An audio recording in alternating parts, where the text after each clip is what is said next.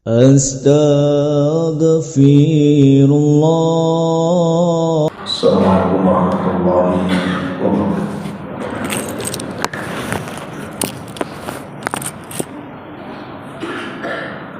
Alhamdulillah wassalatu wassalamu ala Rasulillah wa ala alihi wa sahbihi wa man wala wa la hawla wa la quwwata illa billahi wa ba'd.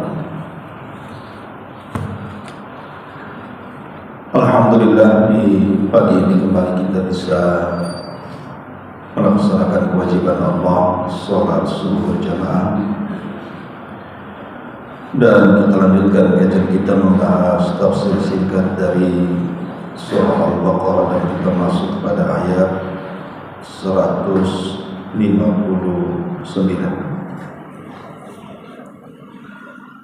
A'udzubillahi minasyaitonir rajim. Bismillahirrahmanirrahim.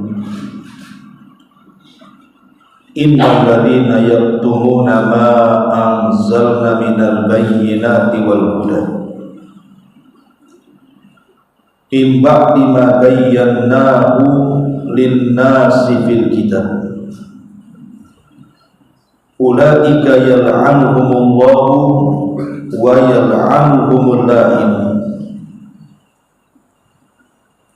illa alladzina tabu wa aslahu wa bayyan fa ulaika atubu alaihim wa ana tawwabur rahim. Sesungguhnya orang-orang yang menyembunyikan apa yang kami turunkan dari keterangan-keterangan dan petunjuk setelah kami jelaskan kepada manusia di dalam Alkitab, mereka itulah orang-orang yang Allah laknat dan juga makhluk-makhluk lainnya melaknat mereka,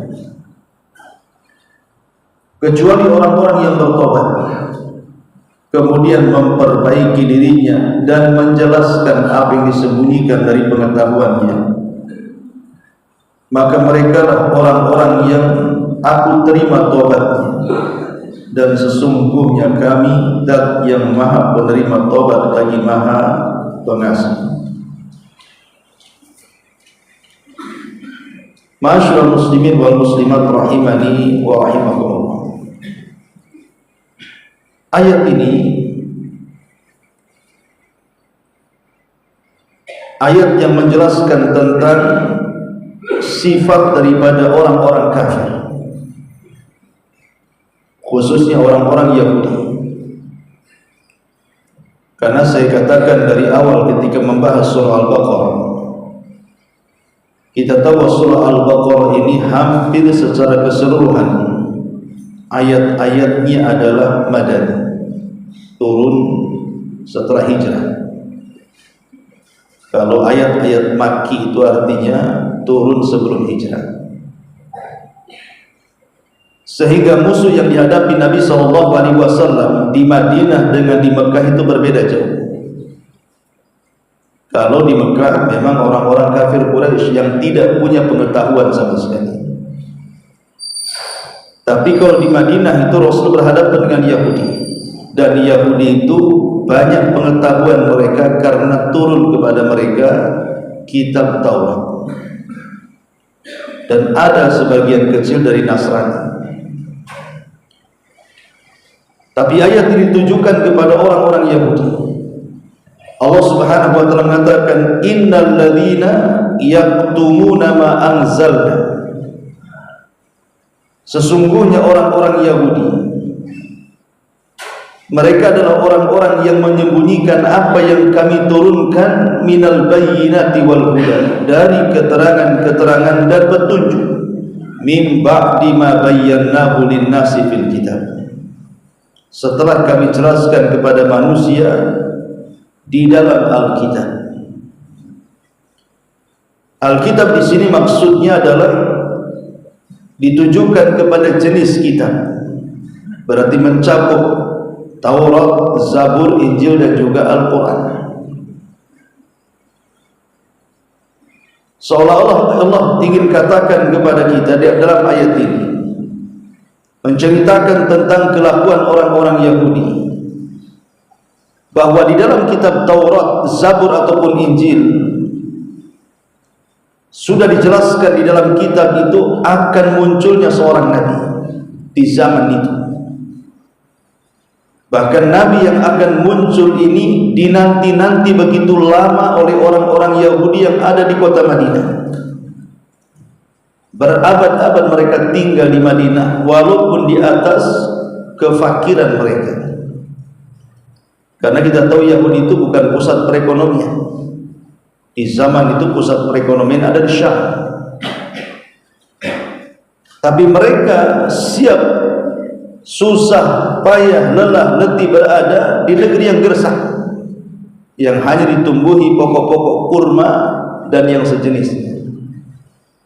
Kenapa mereka bisa betah di situ dari generasi ke generasi? Entah berapa abad mereka tinggal di situ. Karena kita tahu bahwa ada doktrin terhadap orang-orang Yahudi di zaman itu bahwa akan lahir seorang nabi dan rasul yang kelak akan memimpin dunia, dan isyaratnya ada di kota Madinah. Itulah yang menjadikan orang Yahudi bertahan berabad-abad di kota Madinah, hanya menunggu kelahiran seorang nabi. Tetapi setelah apa yang mereka tunggu-tunggu menjadi sebuah kenyataan, bahwa muncul nabi yang mereka nanti-nanti, masalahnya nabi yang muncul itu bukan nabi dari Bani Israel. Padahal kebiasaan nabi itu harus dari Bani Israel. Itu pun khusus keturunannya harus dari Bani Lawi, tidak boleh dari yang lain. Rupanya yang muncul itu bukan dari Bani Israel, tapi dari Bani Ismail, dari orang Arab yang sementara ini selalu berperang melawan mereka. Maka timbullah hasad di antara mereka. Akhirnya mereka pun menyembunyikan kabar itu, kemudian menghapus nama Ahmad atau Muhammad dalam kitab-kitab mereka, seolah nabi yang muncul itu belum pernah ada di dalam kitab mereka. Itulah mereka sembunyikan kebenaran. Makanya di sini Allah Subhanahu wa taala mengancam mereka. Nabi yang kalian nanti itu ada di hadapan kalian, tapi kenapa kalian tidak mengakui nabi tersebut? Bahkan yang lebih parah pula, kemudian ayat-ayat tentang kelahirannya kalian hapus. Maka Allah katakan, innal ladzina yaktumuna ma anzalna minal bayyinati wal huda. Sesungguhnya orang-orang yang mereka menyembunyikan apa yang kami turunkan, minal bayyinati wal huda, dari keterangan-keterangan akan munculnya seorang nabi, wal huda, dan juga petunjuk yang dibawanya, min ba'di ma bayyanahu lin-nasi, setelah kami jelaskan kepada manusia, fil kitab, di dalam Alkitab, baik Taurat, Zabur, Injil, bahkan Al-Quran. Ketika mereka menutupi itu semuanya, apa akibatnya? Ulaika yal'anuhumullahu wa yal'anuhumul la'inun. Maka Allah melaknat mereka dan semua makhluk melaknat mereka. Jadi Yahudi itu manusia-manusia terlaknat dalam Quran, karena mereka menyembunyikan kebenaran. Ma'asyiral muslimin wal muslimat rahimani wa rahimakumullah. Di sini ada kata-kata yal'anuhumullah. Allah melaknat mereka disebabkan karena mereka menyembunyikan pengetahuan mereka. Bahkan bukan hanya Allah, wa yal'anuhumul la'inun, semua makhluk ikut melaknat. Menyembunyikan kebenaran maksudnya adalah apabila seseorang itu ingin mengetahui sesuatu, tiba-tiba kemudian kita tidak mau menjawabnya. Inilah yang dimaksud menyembunyikan kebenaran. Tapi kalau seandainya orang ini bertanya dalam rangka menguji, ataupun mungkin dalam rangka mengejek, orang bertanya kan terkadang macam-macam. Ada yang ingin kebenaran, dia sungguh-sungguh bertanya. Tapi ada juga yang bertanya itu kan mengejek saja, ataupun boleh jadi hanya untuk ikhtibar saja, hanya menguji kecerdasan orang ini sehingga perlu ditanya. Kalau yang seperti ini maka tidak termasuk dalam orang-orang yang menyembunyikan kebenaran. Jadi maksudnya menyembunyikan kebenaran ini, kalau orang yang bertanya memang berhajat untuk diketahui dan akan diamalkan, sementara yang punya ilmu diam saja, tidak mau menjawab. Dan juga tidak termasuk menyembunyikan kebenaran apabila ada orang lain yang menjawabnya. Umpamanya ada 3 ustaz dalam satu masjid ini. Kemudian dia bertanya seseorang datang kepada saya. Kata saya, coba tanya Ustaz Ani. Jadi kalau seandainya ada orang yang lebih alim, kemudian kita lempar pertanyaan itu kepada orang yang lebih alim lagi, walaupun kita mengetahui jawabannya, maka itu tidak termasuk menyembunyikan kebenaran, karena sudah ada yang menjawab. Seperti yang terjadi di zaman sahabat. Ketika di Masjid Nabawi di situ ada Abu Hurairah, kemudian ada Abdullah ibn Amr ibn As, dan juga ada Abdullah ibn Umar radhiyallahu anhu. Jadi ada 3 sahabat dalam masjid itu. Datanglah seseorang bertanya kepada Abdullah ibn Abbas. Kata Abdullah ibn Abbas, coba kamu tanyakan kepada Abu Hurairah. Maka orang ini datang kepada Abu Hurairah. Kata Abu Hurairah, coba datang kepada Abdullah ibn Amr ibn As. Maka orang ini datang kepada Abdullah ibn Amr ibn As.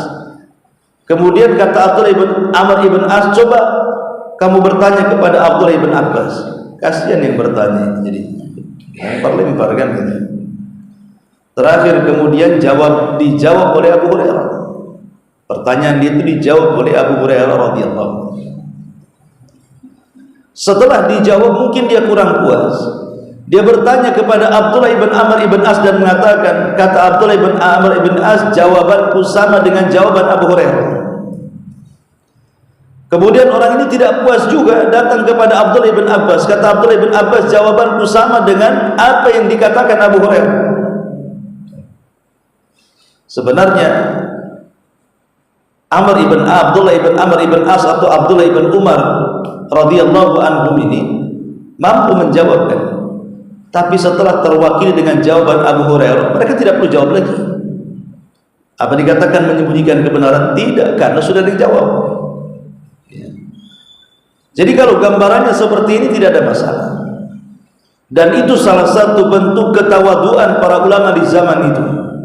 Mereka tidak serampangan mengeluarkan fatwa kalau di depan mereka ada orang yang jauh lebih alim lagi. Dan itu adab yang harus dimiliki talabatul ilmi, tidak tergesa-gesa menjawab sebuah pertanyaan takut dijadikan fatwa nantinya. Harus dilihat dulu kalau orang bertanya. Memang kalau kita separuh syarat pengetahuan, tanyakan dulu, nanti jawabannya kan tidak ada masalah. Sebab terkadang tergesa-gesa menjawab sebuah soalan ini, apa yang ada dalam otak kita ini terkadang kurang sempurna jawaban itu dan tidak memuaskan, atau celakanya terkadang melenceng pula dari pertanyaan. Nah, di sini Allah Subhanahu wa taala juga ketika mencela orang-orang Yahudi karena menyembunyikan kebenaran, ini ibrah juga bagi kita kaum muslimin untuk tidak menyembunyikan kebenaran. Kalau ada orang bertanya dan berhajat dengan pertanyaan itu dan kita tahu jawab. Tapi kalau kita tidak tahu, katakan Allahu a'lam. Nah, di sini Allah Subhanahu wa taala mengancam orang-orang yang menyembunyikan kebenaran, ulaika yal'anuhumullah wa yal'anuhumul la'in. Mereka adalah, maksudnya orang-orang kafir Yahudi, Allah laknat. Boleh tidak kita ini melaknat orang-orang kafir? Maka ulama kemudian membahas tentang bolehkah seorang muslim melaknat orang-orang kafir. Karena di sini Allah Subhanahu wa taala melaknat mereka. Ada yang mengatakan boleh kita melaknat orang-orang kafir, tetapi yang Allah Subhanahu wa taala laknat saja. Kalau Allah tidak melaknatnya, jangan dilaknat. Tapi kalau Allah Subhanahu wa taala melaknatnya, maka kita ikut melaknat seperti laknatan Allah kepada mereka. Ada juga yang mengatakan boleh kita melaknat orang-orang kafir, tetapi catatan bagi orang-orang yang meninggal di atas kekafiran. Sebab kalau masih hidup, setelah dilaknat bisa saja dia tobat. Sehingga apa gunanya laknat? Karena Nabi SAW juga pernah mencela orang yang menyakiti dia dalam perang Uhud dengan melaknat orang-orang tersebut. Rupanya belakangan orang yang menyakiti Rasul masuk Islam. Sehingga ada ulama yang membatasi bahwa bolehnya melaknat orang kafir itu kalau jelas-jelas mati di atas kekafiran. Ini juga satu pendapat. Tapi pendapat Syekh Utsaimin rahimahullah taala mengatakan sebaiknya tidak perlu kita melaknat orang-orang kafir, baik mereka masih hidup ataupun mereka sudah mati. Ini lebih beradab dan berakhlak. Karena Nabi SAW mengatakan laisal mu'min al-la'an, bukanlah seorang mukmin itu tukang melaknat. Seorang mukmin itu lisannya harus jangan sampai suka melaknat, baik sesama muslim ataupun kepada orang kafir. Karena terkadang seseorang itu walaupun yang dilaknat orang yang sudah mati, terkadang yang tersakiti orang hidup. Ya memang yang dilaknat orang mati, tapi yang tersakiti orang masih hidup. Contoh kisah di zaman Nabi SAW, kita kenal Abu Jahal. Abu Jahal Fir'aunnya umat ini, Namrudnya umat itu Abu Jahal. Tetapi ketika Allah Subhanahu wa taala takdirkan putra beliau namanya Ikrimah bin Abi Jahal masuk Islam. Bapaknya kafir, Fir'aunnya umat ini, tapi anaknya masuk Islam. Walaupun masuk Islamnya juga memang penuh dengan, ya bahasa kita, banyak sandiwara. Karena Ikrimah ini salah satu target Rasul ketika Fathu Mekah, yang masuk dalam deretan nama yang tidak diampuni. Ketemu bunuh karena permusuhan luar biasa dalam Islam. Makanya Ikrimah ketakutan. Ketika Nabi SAW mengepung Mekah, dia kabur dengan teman-temannya, kemudian naik ke atas perahu ingin menuju Syam. Rupanya di tengah jalan perahunya tiba-tiba digulung ombak, dihampas ke sana kemari oleh ombak. Maka orang satu kapal ketakutan. Maka orang-orang kafir yang di kapal itu, salah satu dari mereka mengatakan, sebaiknya kita memohon kepada Allah agar kita diselamatkan. Sebaiknya kita memohon kepada Allah agar kita diselamatkan. Mereka tidak mengatakan sebaiknya kita memohon kepada Lata, Uzza, Manat, Hubal dan patung-patung yang mereka sembah sebenarnya. Tetapi dalam kondisi seperti itu mereka melupakan patung-patungnya dan hati mereka justru mengingat Allah Subhanahu wa taala. Itulah kemusyrikan di zaman itu. Jadi kalau mereka sedang sulit, mereka ingat Allah. Tapi kalau mereka sedang senang, mereka menyembah patung. Akhirnya kemudian masuklah kata-kata ini kepada hati Ikrimah putra Abu Jahal dan mengatakan, ya Allah, kalau engkau selamatkan aku di lautan ini, berarti engkau juga akan selamatkan aku di daratan. Wallahi aku akan bersumpah, aku akan datang kepada Muhammad dan aku akan masuk Islam. Perkataan dia menjadi sebuah doa. Akhirnya betul-betul terselamatkan dari ombak yang luar biasa. Sebagaimana nadarnya, ketika sudah diselamatkan, dia pun datang menuju kota Mekah, menghampiri Nabi SAW. Dengan senangnya Rasul melihat ada niat baik Ikrimah hendak masuk Islam, karena dia tahu siapa Ikrimah, putra orang nomor 1 Abu Jahal. Maka Nabi SAW senang dengan keislamannya. Setelah Ikrimah masuk Islam, kemudian baik juga keislamannya. Banyak orang-orang Muslim di zaman Rasul itu mencela bapaknya. Ikrimah hanya diam saja karena memang dia tahu bagaimana kelakuan bapaknya. Banyak yang melaknat ayahnya Abu Jahal. Dan tidak mengapa melaknat Abu Jahal, karena memang Quran sendiri menurunkan ayat tentang jahatnya Abu Jahal kan itu. Di banyak ayat dalam Quran. Tetapi Rasul melihat raut muka Ikrimah, merasa sedih karena bapaknya dicaci maki. Maka Rasul mengatakan la tasubbul amwat. Janganlah kalian mencela orang yang sudah mati. Fa innahu qad tu'dzil ahya. Karena terkadang kalian cela orang mati itu menyebabkan orang hidup tersakiti. Ya, yang kalian cela memang Abu Jahal, tapi anaknya masih hidup, Ikrimah. Dia sedih gara-gara ayahnya dicela. Ya, memang ayahnya kafir gitu ya. Tapi yang namanya anak kan ada ikatan emosional dengan ayahnya kan. Walaupun bapaknya kafir, tapi kalau dicela kan buat dia sedih jadinya. Makanya Rasul mengatakan la tal'anul amwat atau la tasubul amwat fa innahu qad tu'dzil ahya. Jangan kalian mencela orang yang sudah mati, karena terkadang celaan kalian bisa menjadikan orang hidup itu tersakiti. Maka sebaiknya seorang muslim itu menahan lisannya untuk tidak suka melaknat orang lain. Karena salah satu dari 6 orang yang tidak akan mendapatkan syafaat pada hari kiamat adalah orang-orang yang tukang melaknat. Maka biasakan lisan itu dijaga. Karena hari ini subhanallah, masyarakat kita ini kadang-kadang kalau bicara, kecuali yang Allah rahmati dan punya iman dalam dadanya, kalau orang-orang awam tidak punya iman, kadang-kadang lontaran laknat itu mudah sekali. Umpatan-umpatan, cacian-cacian, bahasa-bahasa binatang, setan, genderuwo, semua keluar dari lisannya. Itu bagian daripada laknat. Padahal Nabi SAW mengatakan orang-orang yang la'anun, orang-orang yang suka melaknat itu, mereka tidak akan menjadi syufa'a wala syuhada yaumal qiyamah. Tidak akan mendapatkan syafaat dan tidak akan menjadi saksi pada hari kiamat. Ditolak kesaksiannya dan dia tidak akan mendapatkan syafaat. Maka hati-hati menjaga lisan ya. Kemudian Allah Subhanahu wa taala mengatakan ulaika yal'anuhumullahu wa yal'anuhumul la'in. Dan juga bukan hanya Allah melaknat mereka, tetapi makhluk yang lainnya ikut melaknatnya. Kalimat la'inun kata ahli tafsir masuk padanya manusia, jin dan seluruh binatang ikut melaknatnya.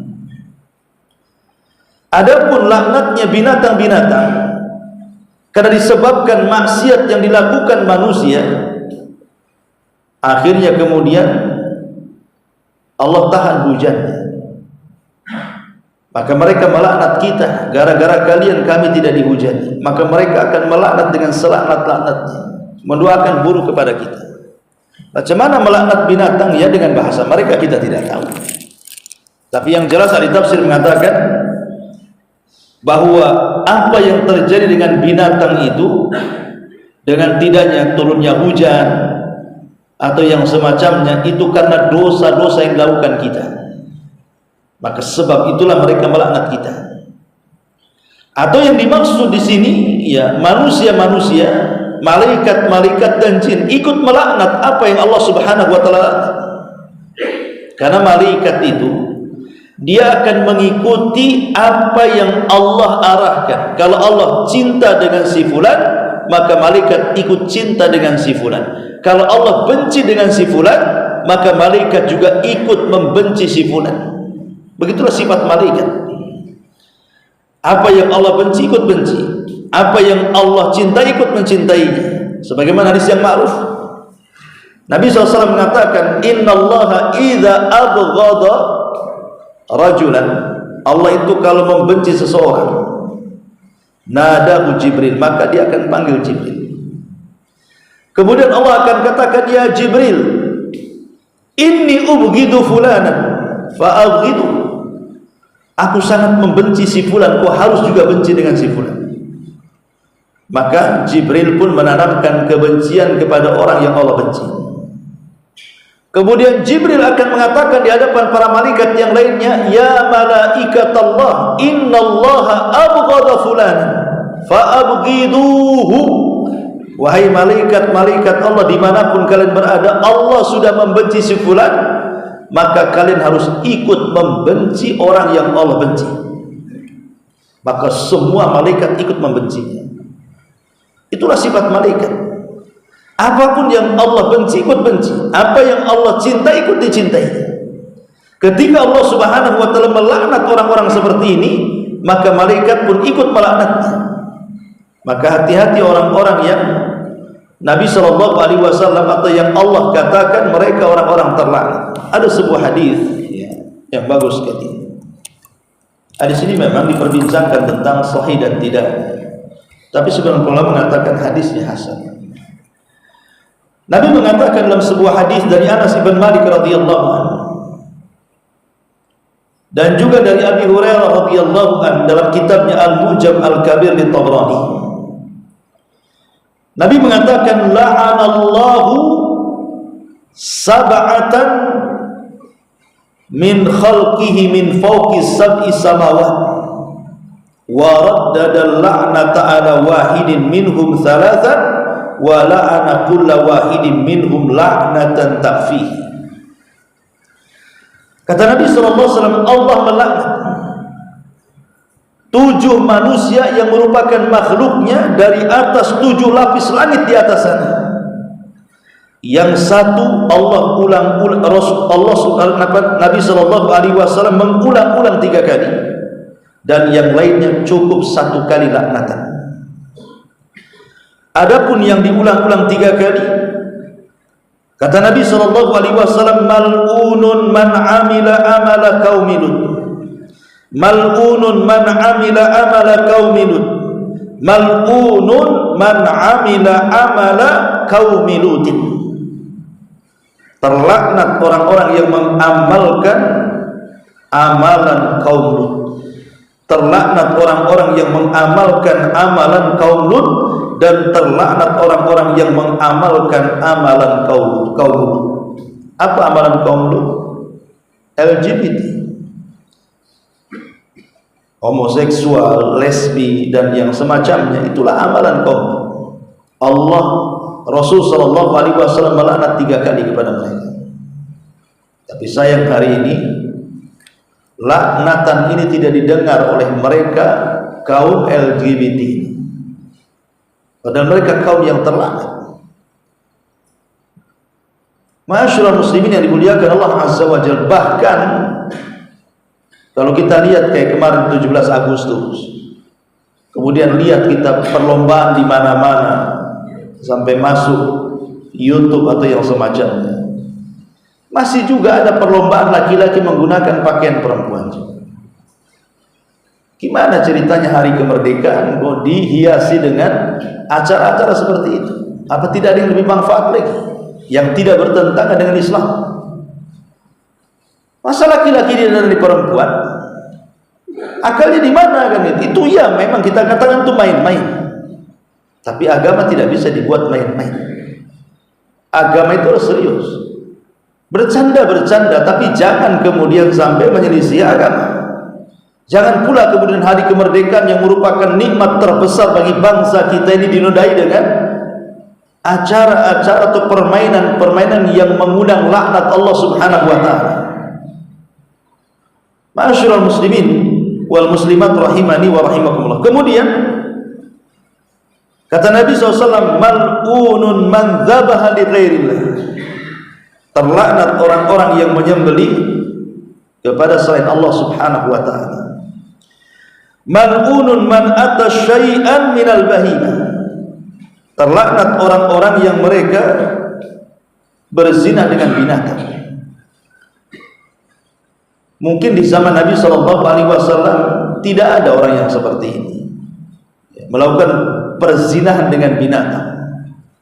Tapi Nabi SAW bersabda 14 abad yang silam ini bukan dengan hawa nafsu, memang wahyu yang Allah wahyukan kepadanya. Dan hari ini ada juga yang gila otaknya kan, nikah dengan binatang, berzina dengan binatang, naudzubillah. Kemudian juga mal'unun man aqqa walidayhi. Dilaknat orang-orang yang durhaka dengan orang tuanya. Mal'unun man jama'a bainal mar'ati wa baina ibnatiha. Dilaknat orang-orang yang menikahi ibu dan anaknya. Bahkan yang lebih parah lagi, ada seorang ibu kemudian membiarkan anaknya diperkosa oleh ayah tiri. Ini baru-baru viral kan, naudzubillah. Kemudian ketahuan bapak kandungnya, dilaporkan ke polisi, ditangkap. Setelah diinterogasi, rupanya memang ibunya gila gitu ya. Kok mau-maunya anaknya kemudian diserahkan kepada ayah tirinya. Naudzubillah. Kemudian mal'unun man ghayyara hududal ardh, dilaknat orang-orang yang merubah batas-batas tanah. Entah orang yang di sawah dicangkulinya galengan, akhirnya tambah 1 jengkal padahal itu tanah dia, atau mungkin di kebun dipindah-pindah patok dia, akhirnya makin lebar walaupun sejengkal 2 jengkal kan. Ataupun memang mengklaim tanah yang bukan miliknya, diklaim diserobot oleh dia, itu sama juga gitu. Mereka dilaknat orang-orang yang merubah-rubah batasan-batasan tanah yang sudah jelas pemiliknya. Dan yang terakhir, mal'unun manidda ila ghairi mawali, terlaknat orang-orang yang mengaku keturunan si fulan padahal bukan keturunannya. Lah ketika kalimat mal'un dilaknat, ya tentu Nabi SAW ketika mengatakan seperti itu, bahwa mereka adalah orang-orang terlaknat, artinya Allah, para malaikatnya juga ikut melaknatnya. Ma'asyiral muslimin yang dimuliakan Allah Subhanahu wa taala. Tetapi kalau kita cerita tentang bab laknat ini, ada perkara-perkara yang kita tidak boleh melaknat. Dari makhluk-makhluk Allah Subhanahu wa taala itu ada 4 makhluk tidak boleh kita melaknat. Pertama, melaknat angin dan yang sejenisnya. Kan angin itu bermacam-macam jenis. Angin puting beliung, ya angin tornado, macam-macam lah angin itu. Maka Nabi SAW mengatakan tidak boleh mencela angin. Datang seorang laki-laki tiba-tiba mencela angin karena nampaknya angin itu membahayakan. Karena kita tahu bahwa tidak semua angin itu rahmat, terkadang ada juga angin itu berupa azab kan itu. Jadi zaman Rasul ada seorang laki-laki tiba-tiba mencela angin karena nampaknya akan membahayakan.